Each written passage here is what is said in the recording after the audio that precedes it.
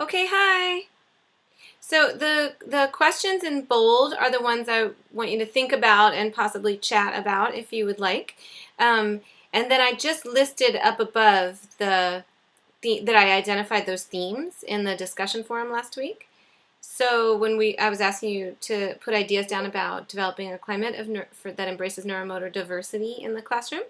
I noticed people were talking a fair amount about differentiated instruction and also opportunities to cultivate a climate of acceptance and close community just kind of all the time at schools. So I just thought it might be kind of interesting to think for a second about not just the benefits of differentiated instruction and those kinds of conversations, but also to think a little bit about what's hard about doing that, or like what are some barriers, and or what are the challenges that come up for teachers in trying to create those climates. And that way I thought we might be able to offer each other some support in this hour as we talk about that. And then we will move on to talking about social cognition. Okay? So I'll give you guys a few minutes.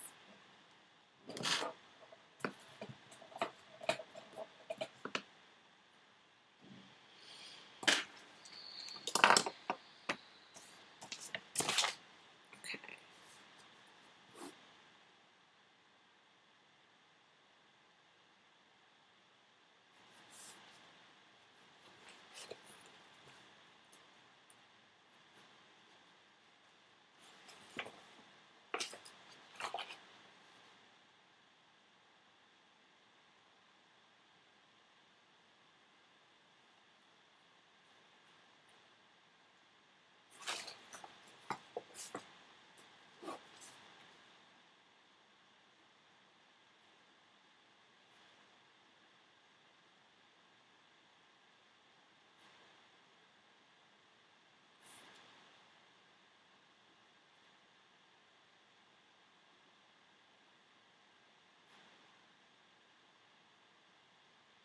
Mm-hmm.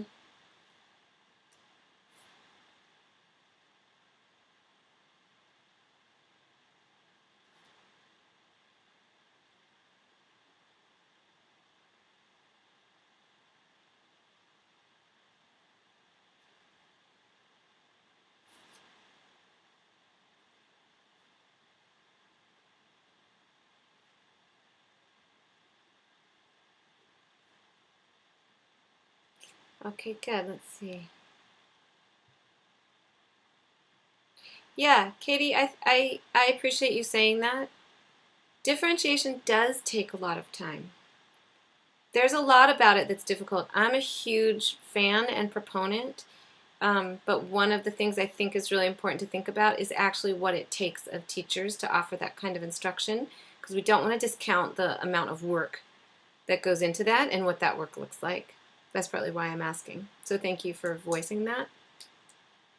For everybody else, we'll take just a few more minutes, and if you can just think about it, like what is hard about offering differentiated instruction opportunities for students, but also perhaps about the kinds of class discussions about diversity that include neuromotor diversity, or as we move to social cognition, social strengths and weaknesses. It's not necessarily straightforward how to cultivate environments that are accepting in that way, so I just wanted to unpack it a little bit.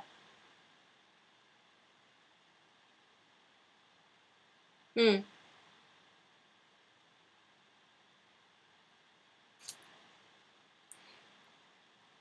Agreed, Daniela. Daniela, would you be willing to write just a little bit more about in what way these classes have helped you? Like, if you have any examples that would help us, like me as an instructor and us as a program, figure out in what ways we can offer support to teachers through these courses?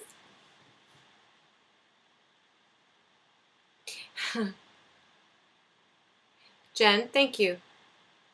I appreciate you raising that also.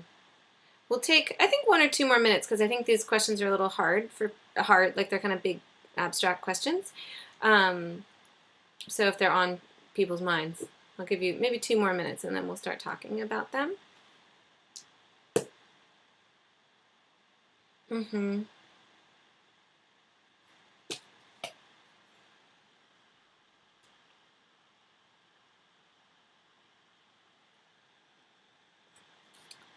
Jen, good point. I have a lot of students who say they feel, mm-hmm, yep. Oh, Daniela, thank you. Oh, got it. So, like, your actual act of differentiation is supported by these neurodevelopmental constructs? Yes, I find that has been extremely helpful for me as well. Mm-hmm. Thank you, Eva, for mentioning that. Yeah, it can be a different approach to time to work on projects when they're projects and you're not throwing worksheets at kids. But you're really differentiating for their learning needs. That's time consuming, both for prep, but also for the kids often to engage in that work. It looks very different and it doesn't necessarily line up in a very obvious way with the progression of content standards to address and also potentially with some of the Common Core standards, especially if through differentiation you're bypassing literacy demands and those literacy demands are embedded in the Common Core standards. That's a legitimate problem or challenge for teachers. Teresa, it's helpful when a classroom already has the tools, like special desks, special writing and cutting tools, along with adult support. Agreed. Climate of acceptance is easier to establish when the movement is school-wide. Teresa, I completely concur. In my personal experience, having taught in inclusive settings and not inclusive settings, yes.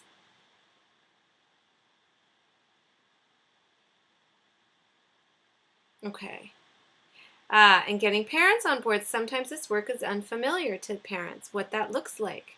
How can it be that someone's not required to write an essay that instead can describe a model they built? How is that also addressing the same content standard? If that's not the way a parent has learned, sometimes it can be uncomfortable. Mm-hmm. Mm-hmm.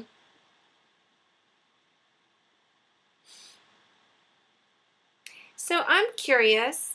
I want to pick up on it if I can. This idea that Jen raised, that sometimes the students who would benefit from support don't choose it if it's offered.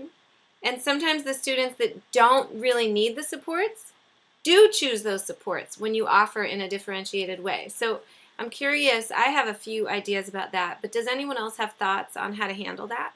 That the kids that really need those supports are like, no, I don't want it. I want to do the same thing as everybody else. And then sometimes the kids that really don't need any supports just choose to use them. Does anyone have experience with that they would like to share? You're welcome to pop in on the phone or type. Mm-hmm. Vanessa, I agree. Okay.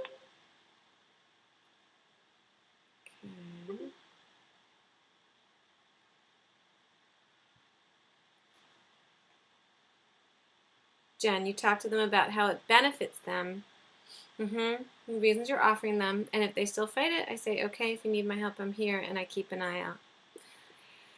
Yeah, I mean, Jen, that's very similar to the approach that I would take. Let's see what Yvonne says. Give them the opportunity to use both and guide them to see which option helps them the most. Yvonne, I really appreciate that, and it builds on what I was confirming for Jen as kind of my approach, which is that. Oh, are you on the phone? Oh. Can you hear me? I'm just on my laptop. Yeah. Who is this?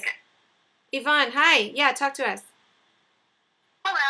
I run into the situation, and I understand why, especially in the upper grades, why they want to be like everyone else. But yep. You know that their work is gonna struggle more without the plant board or without the pencil or without everything. So I think it's important to allow them, give them an opportunity to do it with and without the support, and guide them. Say, I think you did much better when you used the plant board or you had the headphones on, so it wasn't as noisy.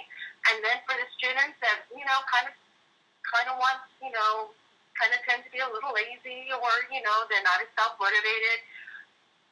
My first option is always like no, but that's just how I run the class. But yeah, for them, give them. I'm like, okay, but I want you to try it both ways. I'll give you 5 minutes with the support.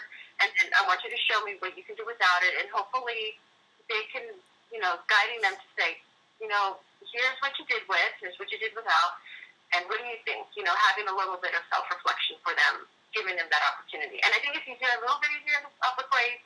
I don't know if you can do this so much maybe in first or second, but even then, I think they can see, oh yeah, I can use this, or no, I didn't need that. It's okay. Thank you so much for sharing that. I really appreciate that perspective, Yvonne. I think that what that does is what she just did is really articulate the ways that students can become their own best advocates for their learning. And sometimes there are aspects of challenges that are very difficult to face, right? So that'll come up like, I don't want the page that has reduced text because I'm in 7th grade now and that looks like baby work and all my friends are reading these like fine print and I'm reading reduced text, and so that's potentially embarrassing. But what Yvonne was just describing is that if I found too in my experience, if you can really kind of get with that person and say, look, go ahead and try it that way, see how that goes, and then let's try it with the support and see how that goes, and really unpack, like, what is it about that support that's helpful? Why is reduced text making a difference for this person? Why is dictating making a difference? And get the student themselves to really start to own it. I've had the experience where it's kind of a magical opening up for the student to start to take charge of the kinds of supports that benefit them. And I have found personally that that can occur in upper grades and also can occur in lower grades. It just, the sentences that kids are speaking are a little bit different, and the ways that you share what the supports are with them looks a little different. But really from the very beginning, kids end up, once, if they don't feel embarrassed about it, they're very open often with like what their challenges are and what their supports are that help them and why that's good for them. And I think I saw someone else saying this. I don't remember who it was, and I apologize. But it was about sharing these constructs school-wide, and that helps to create a climate of acceptance of all versions of diversity.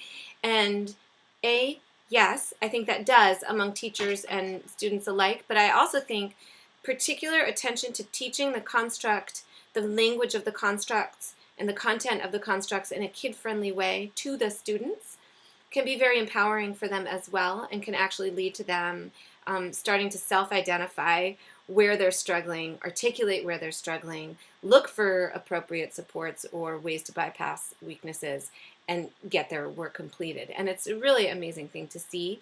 So I think sharing as much of this kind of thinking with the students as possible is of an extreme help. Great. Wait, Eva, I see a frowny face, but I didn't see why, so I have to read for a minute. Okay,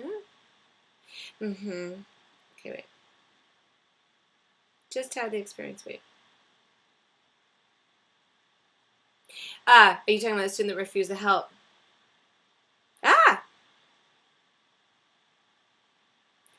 Interesting.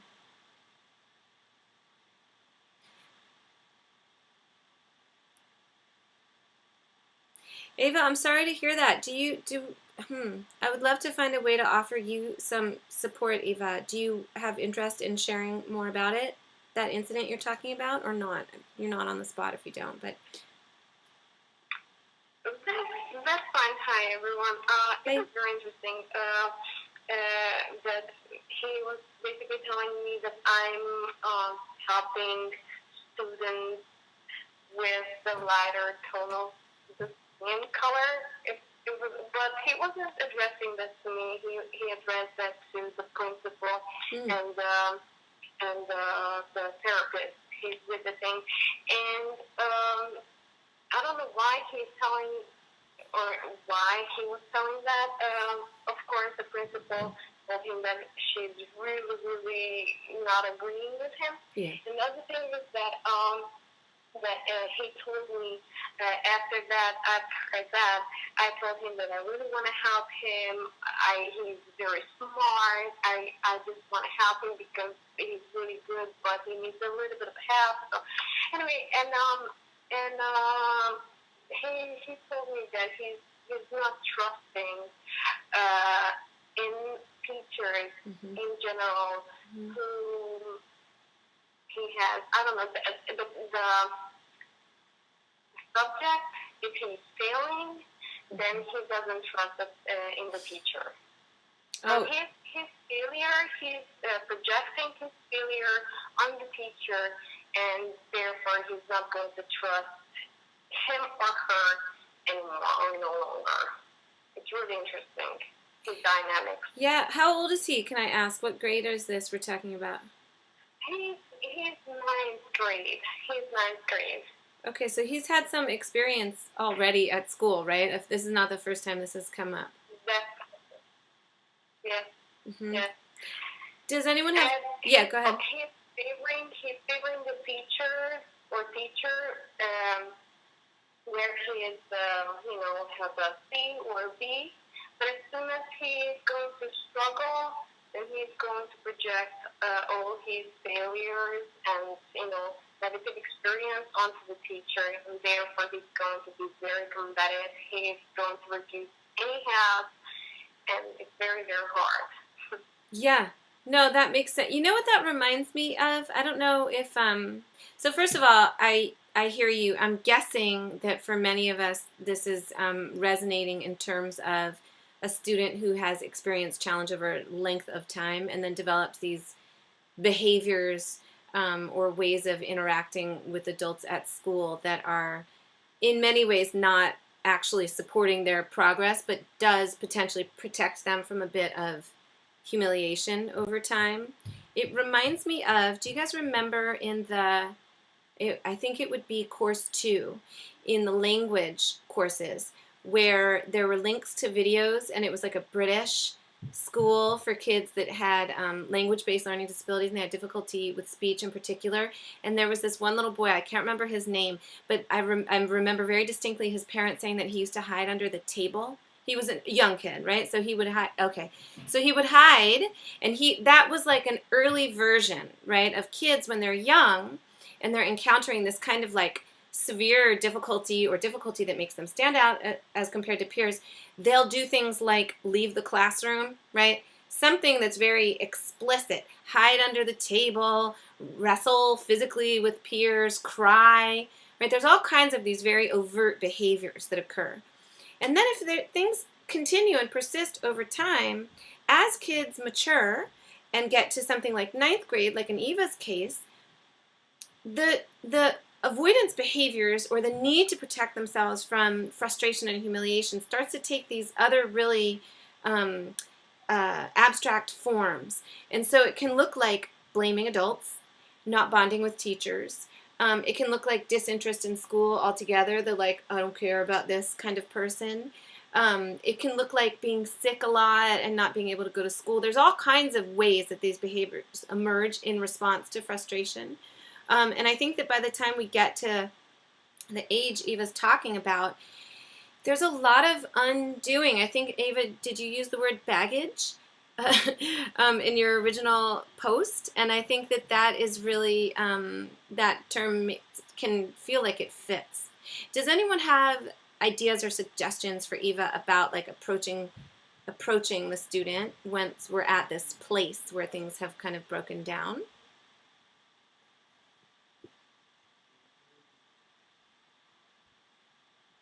I have a few ideas, but I'm going to wait.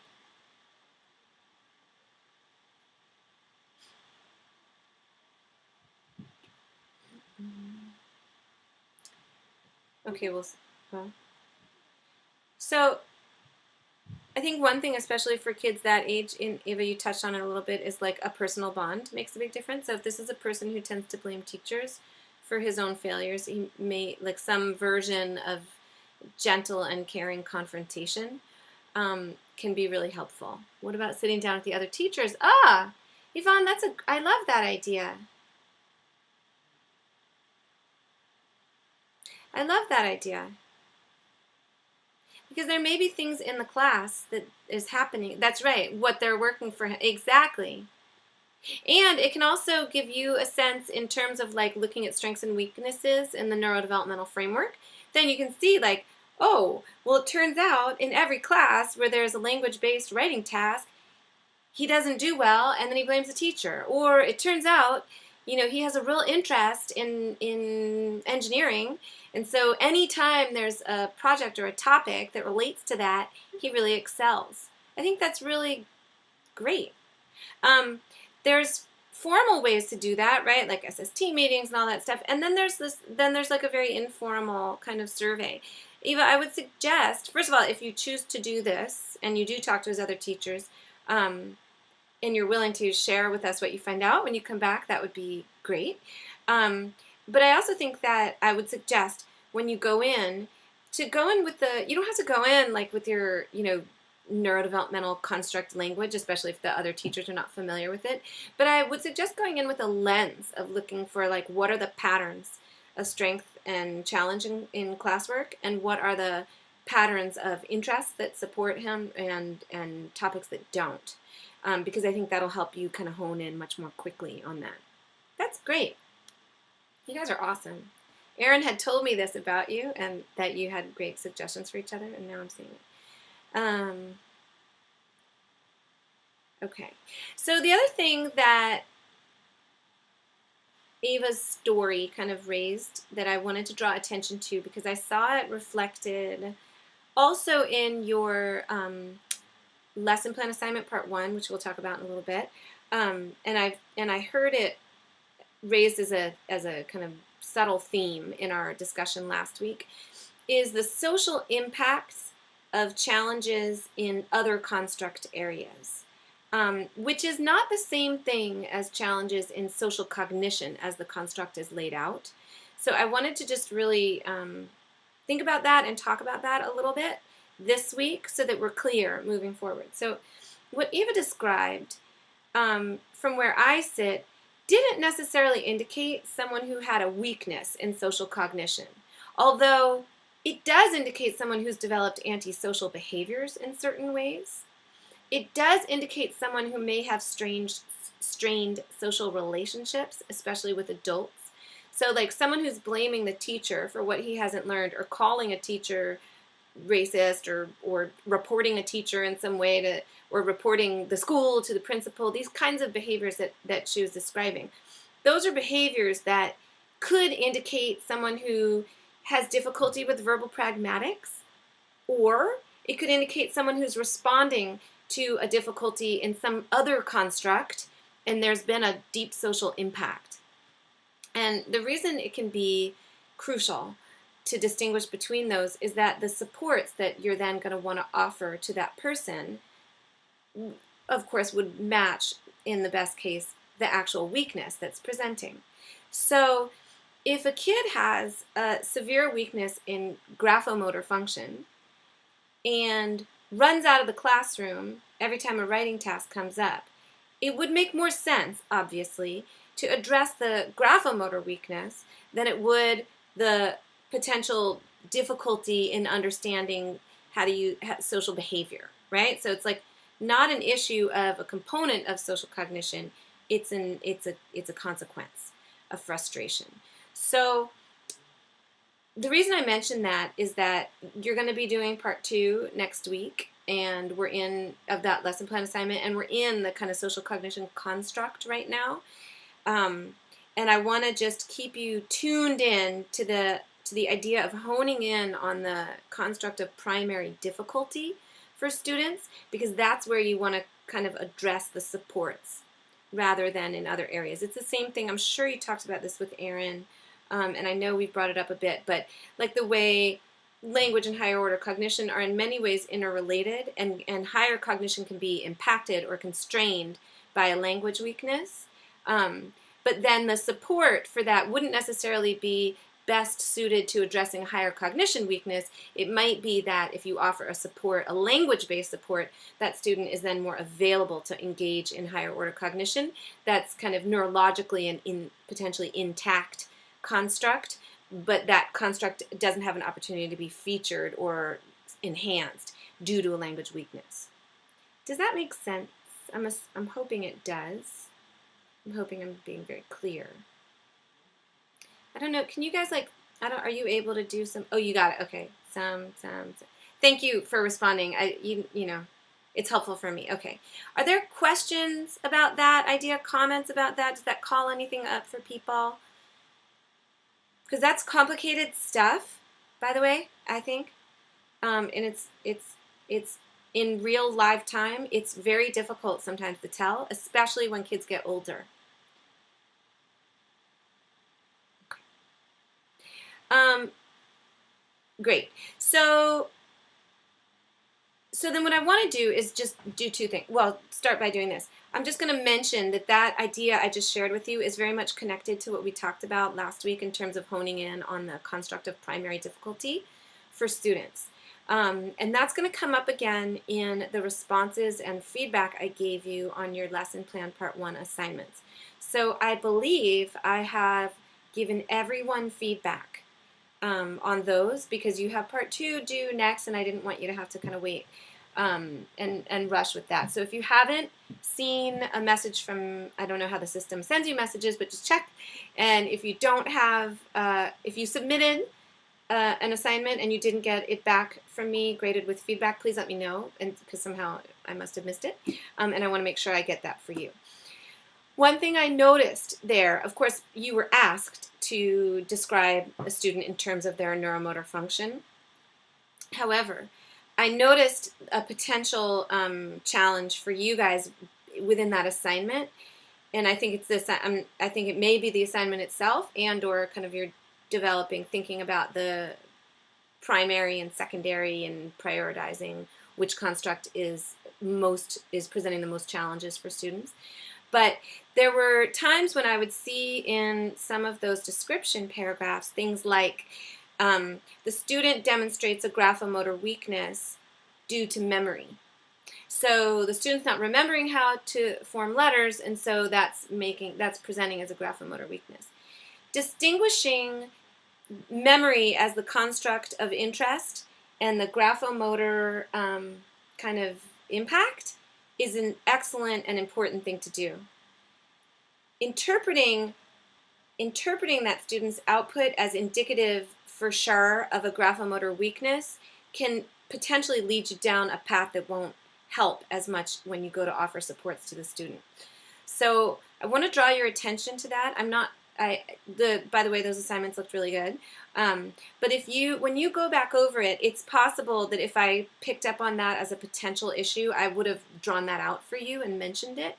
So just take a look, and if you see something from me that says, like, I'm wondering if this student's primary challenge is fine motor function, or if fine motor function is something that's impacted because the student has an attentional issue and doesn't participate in activities, that's why I'm mentioning that to you, because I'm trying to get you to hone in as much as possible on the constructs that are impacting the others and that are connected to the others, so that the supports will best match. Hopefully that makes sense too. I'm going to guess it did. And I will now ask all of you questions, comments, issues with the lesson plan assignment itself. So we're here, so.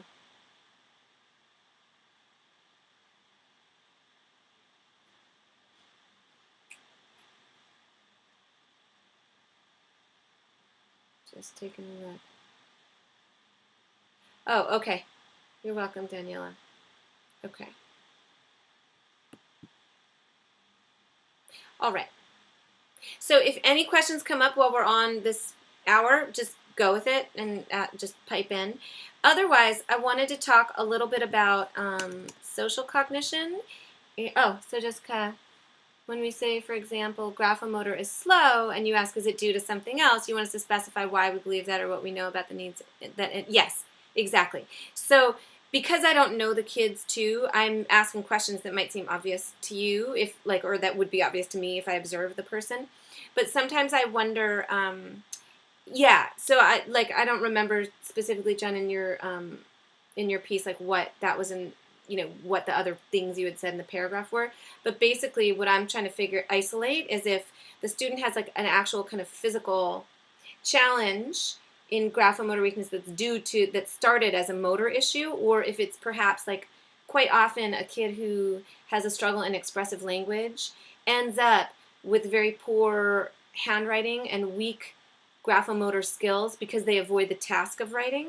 So that becomes a very real and present graphomotor weakness, but the primary issue of output may be related to expressive language or may have been at one point.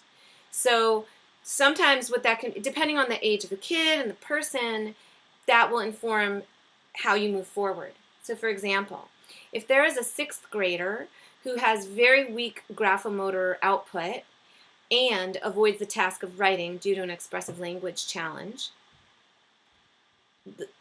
a wise approach would be to address both of those challenges but separately. So the physical weakness in the hand for graphomotor function is legitimately something that probably needs to get worked on, right? Because the muscle just isn't there. However, just working on that without addressing the expressive language issue will then strengthen the muscle for something that the kids still can't do because they don't have supports in place necessarily for the expressive language, and vice versa. If we address the expressive language but don't address the graphomotor function at all, then the person might develop the ability or start trying to develop the ability to express themselves in a written format, but then get blocked by an existing graphomotor weakness. So isolating those two things are helpful because then you might be able to work on them separately.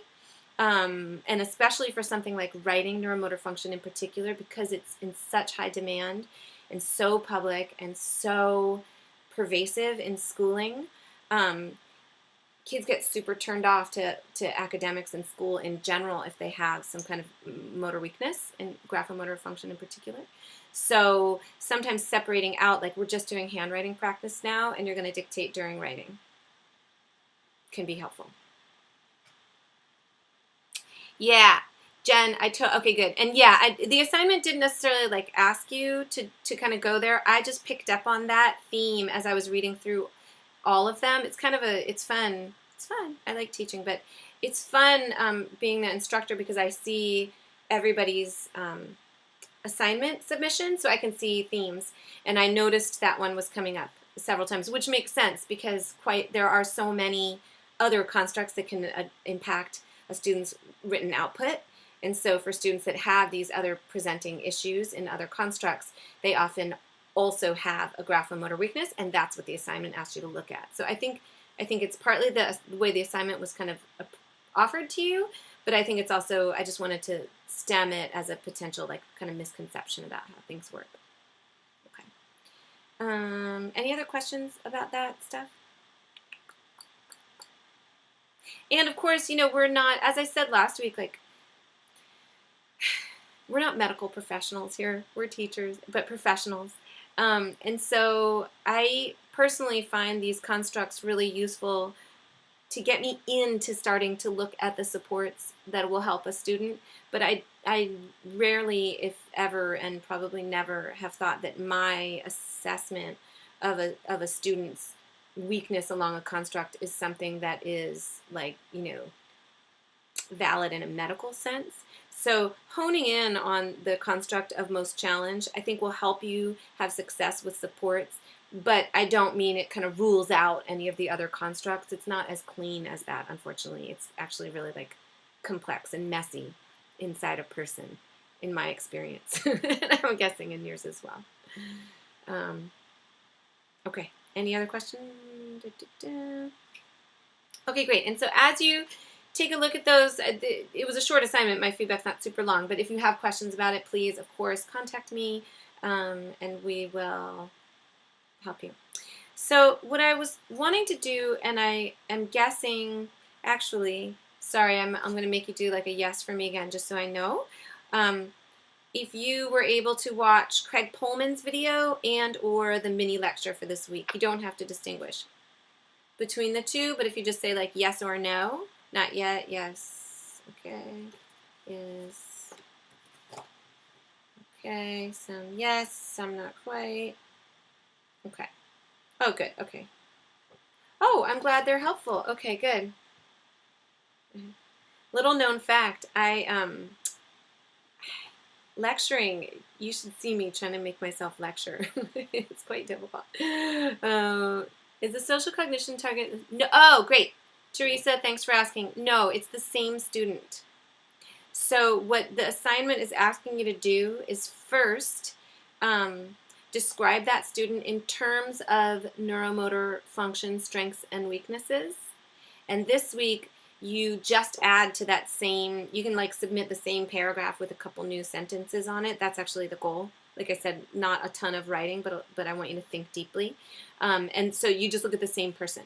And so what's going to come up as you're doing that, you're welcome, is it's very likely that a person who's had, let's say you've chosen someone who has a neuromotor function weakness, in particular a gross motor or a graphomotor, because those are very public, and at least graphomotor function, as we've talked about, is in high demand at school. Gross motor function is very obvious to peers when you have a challenge in that area. And so what's going to likely come up is, for a student who has difficulty in neuromotor function, some kinds of social impacts, okay? However, social impacts and strained social relationships are going to be distinguished here from strengths and weaknesses within the social cognition construct. And so that's what I wanted to really kind of get across to you during these next several minutes that we're together, so that everyone's super clear. So I want to write down, and these, actually, let's just go, should we go here? Yeah. So for people who have already watched these slides, the mini lecture, these are the same slides. For people who haven't yet watched that, then you'll have an opportunity to watch these, and I suggest doing that prior to completing the assignment. But basically, we have these ideas of, within the social cognition construct, there are these two dimensions, and Craig Pullman's video talks about that quite thoroughly and well, so I highly suggest that you watch that first.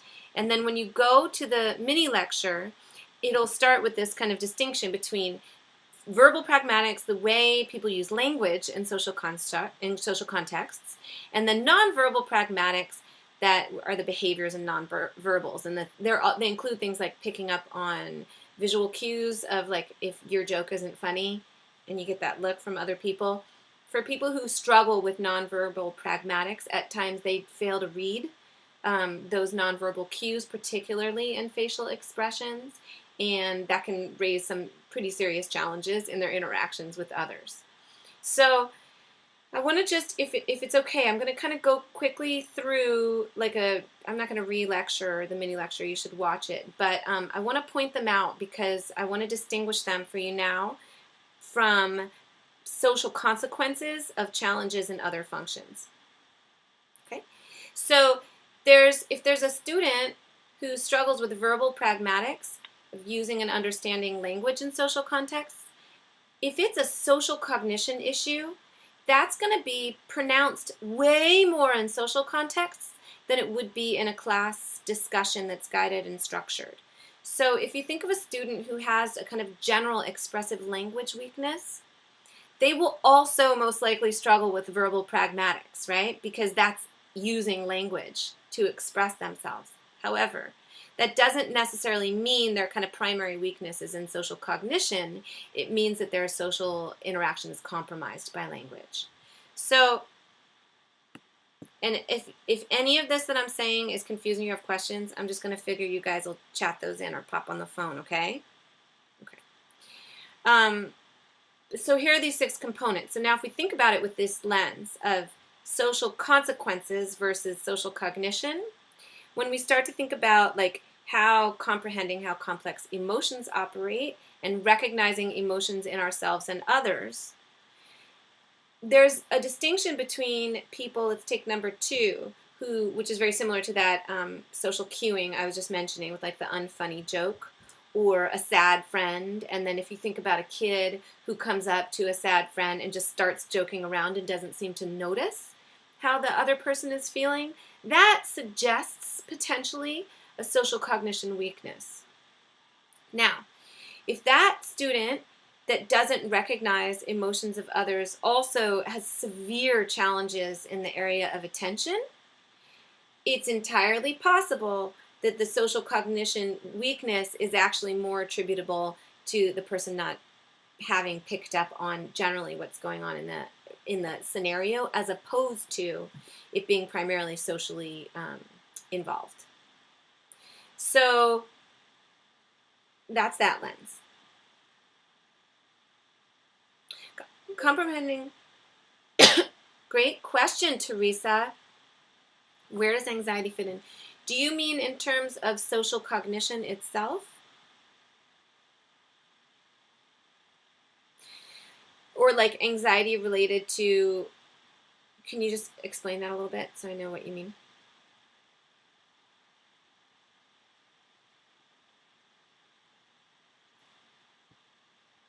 I have a student who cycles, so he yells at kids. Mm-hmm. What do you mean by cycles? Anxiety cycles? Do you mean like emotional ups and downs? Okay.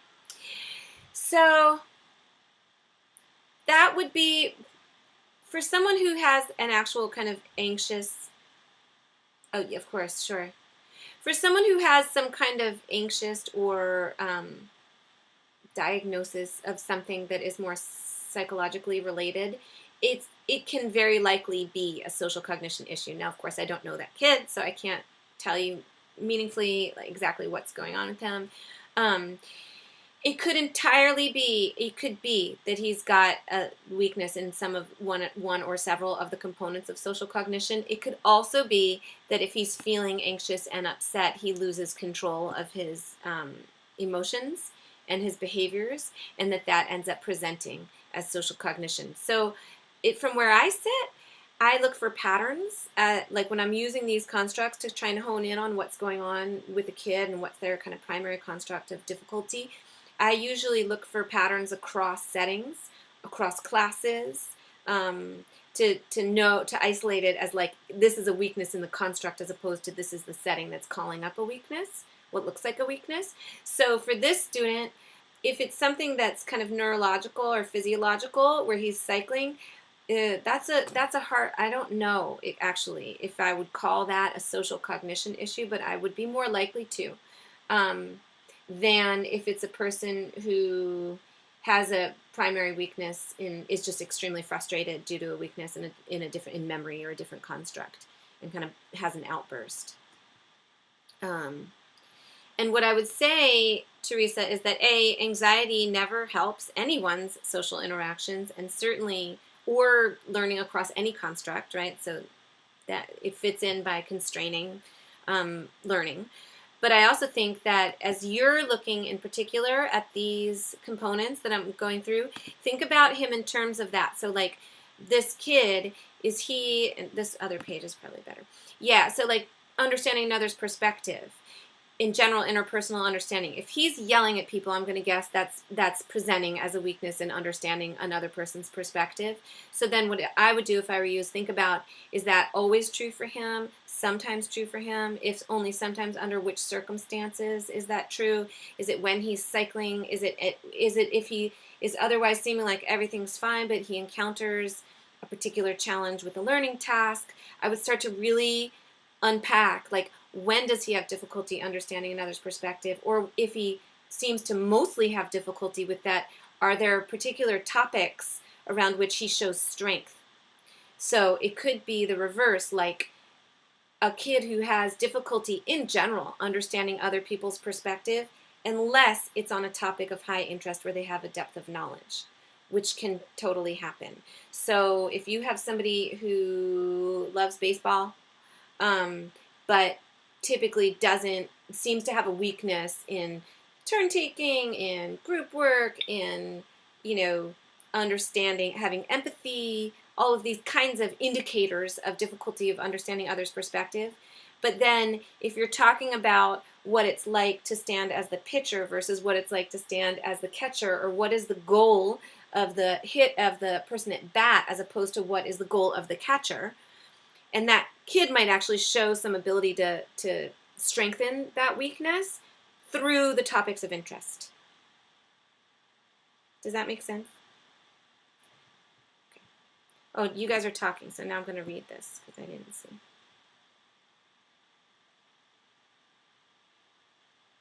Do you see it right around? Interesting.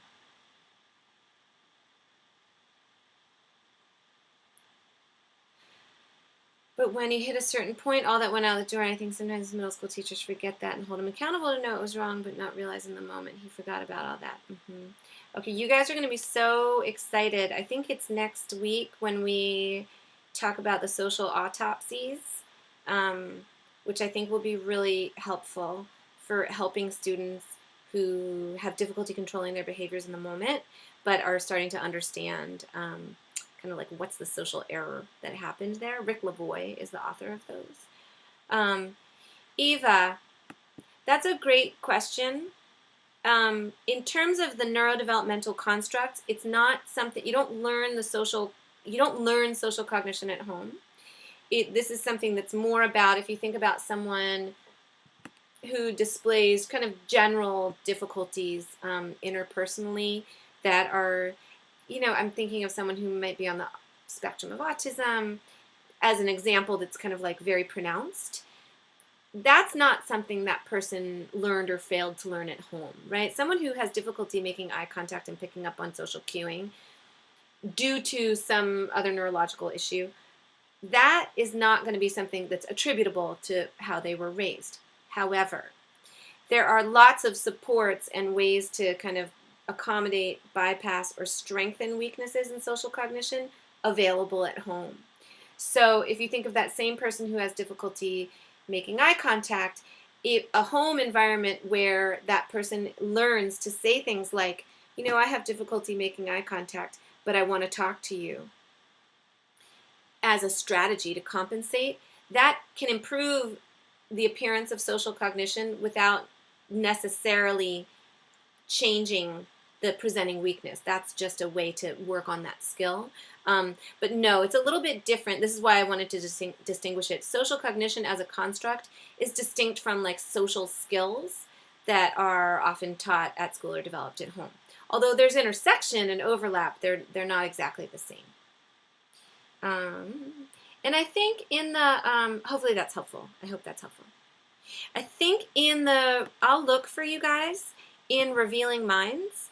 I don't know the extent to which that this exact question is addressed now that it's being raised. So I'll look into that for you, and if I find some kind of data or info on that from within the research and work around these constructs, I will send you an email and I'll let you know. Okay. So again, a kid who, and I'll keep watching for your comments, but if we think about these components, understanding another person's perspective and general interpersonal understanding, developmentally, you wouldn't assume a 5-year-old or a 6-year-old would be highly skilled at understanding another's perspective. But if a student is 12 and has difficulty seeing a different point of view, even for a debate in class, or empathizing with someone who's hurt, that suggests there may be some struggle with social cognition. Again, I would then suggest looking for patterns to make sure that it's not a social consequence, but it's an actual issue with social cognition. Yeah, just by thinking of Piaget. Exactly. Piaget will help you. That's what I mean by those stages of development. Yeah, and they don't hold true for everything, but they can be kind of like a useful metric for when you're observing a kid pretty closely to see. Okay. These ones I find show up in a way that it reminds me of kids who struggle with gross motor function, who are kind of awkward in space in the classroom. Then there's those other kids who are like surprising with the way that they manage initiation rate, intensity, and duration of social interaction. There's the kid that won't stop an interaction when it's time to stop. And it's not just because they don't feel like it at that time, it's because they're not clued in. I'm thinking of the kid where, like, if you're doing clapping, like an attention getter, but then there's like one or person who just seems totally not in tune with what's going on with the rest of the class, that suggests there may be some kind of weakness there. If there's someone who's not able to kind of pick up on the appropriate length of an interaction with an adult in the classroom, someone who is attempting to have like a one-on-one conversation with the teacher during a class-wide discussion, but really seems confused about that, isn't necessarily trying to dominate or take up too much space, but just actually doesn't realize what that kind of metric of when your turn is over and someone else begins. Those are social cues that people tend to kind of develop naturally when the construct is functioning in a with either as a strength or even just in a kind of place of normalcy. But for someone who has a struggle, you're going to see it show up as kind of like inappropriate ways to interact. And so when you see that with a student, I highly suggest taking a look again at the definition of these components and seeing if you can hone in on like, oh, is this person having just difficulty like knowing how long you're supposed to take your turn when you get a chance to speak? If that's the case, I can introduce the support really quickly. I'm going to do an egg timer for maybe just that person or maybe everyone in the class, because other kids might not have as much of a weakness in that area, but it could be a social skill that still needs to be developed. That's not a social cognition weakness, but is a skill that the class is working on anyway, so we might as well put in a support that will help everyone. Those kinds of ways of thinking about social cognition, just distinguishing a social skill that hasn't been fully developed or is constrained by some other experiences of challenge at school, which is really mostly what's going on with kids, versus a prevailing or presenting weakness in social cognition, which is much less common, but you'll see it more if you're working with a population of students that has identified issues, particularly on the autism spectrum, but of course not limited to that at all. So that's like the kind of big idea about social cognition I was hoping to get across to you today. Do you have questions or thoughts on that? Because like I said, it's actually it's complicated, I find, in real life. Question.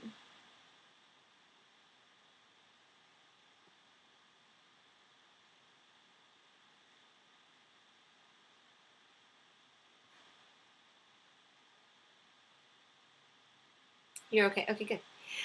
Okay, so let me just check on our Moodle page because I think it's going to be next week. I'm not positive. But you have this social, see this social skills autopsy and can emotional intelligence be taught? We're going to start thinking about this. And I think that will really help us unpack the distinction between social skills development as something that needs to happen for everybody and a social cognition weakness. And the social skills autopsies, I think you'll appreciate. I don't want to give it away too much because you have next week too, but it gives kids a chance to start to unpack like what broke down when they have a conflict with another student or some incident in the classroom that was out of line in a social way. It gives kids a chance to kind of step back and look at like, well, what was the mistake here? If we look at as a social skills breakdown as opposed to a personality trait that's like makes the person unappealing or bad or wrong in some way, you autopsy it. You like go in there and kind of dig out the social skill that needs work and work on that. It's a really interesting approach to supporting kids' social functioning and also social cognition. And the social skills autopsy approach was developed in relation to kids who were in special schooling, who were either diagnosed with emotional disturbance or some kind of emotional difficulty. So it does really target potentially social cognition weaknesses as opposed to strengths in social cognition that are reactions to other challenges. So I think that will be a helpful tool. And like that. I feel like I don't have other things I wanted to hold you here for, but I want to just check in. I'm looking on my notes. Yeah, you guys are good in my opinion. We're like 5 minutes in, so I can open it up for free time and or give you guys like a little extra 5 minutes on this Wednesday night. How many people are on spring break? Are you guys on spring break? I'm not yet. Oh, okay. Well, so first of all, wow. So beyond anything else, I just want to Oh, sorry about that, Katie. I just want to thank you all for showing up tonight. That's really great. You are on break, like I said. You can, technically, if you only have to come to 5 out of the 6 sessions, points wise for the class, but I encourage you to come to all of them. I like having you here, and I think it's probably useful for your learning as well. But otherwise, you're not at all required.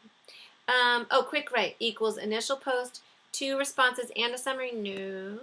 2 responses total, 1 can be a summary.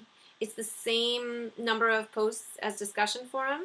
The first post for quick write, I think they're 5 points, right? You get 3 points for like a post that's a proper 2 sentences or sentence or 2, and then you just say, one thing and one other thing.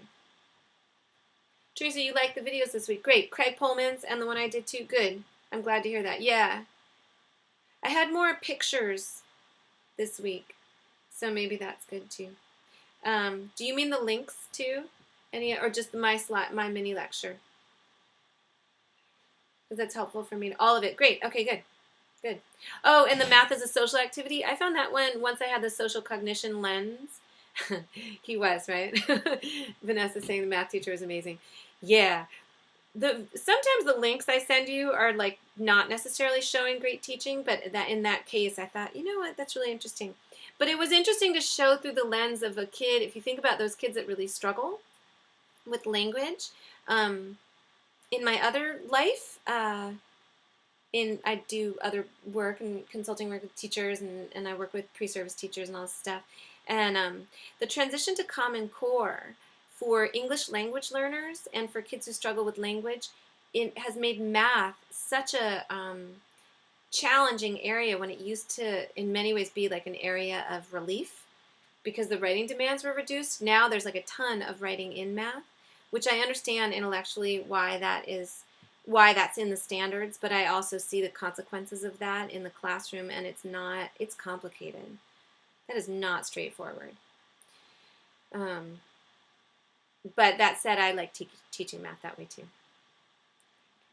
All right, so I'm just gonna call it because I think we're good here if that's okay with you guys, and I hope you're able to come next week, and I hope for everyone who's going back to school either at the end of this week or Monday that you've had a restful and relaxing break, and have a great night. Bye-bye. Bye, thank you. Bye, and contact me if you have questions about your assignment.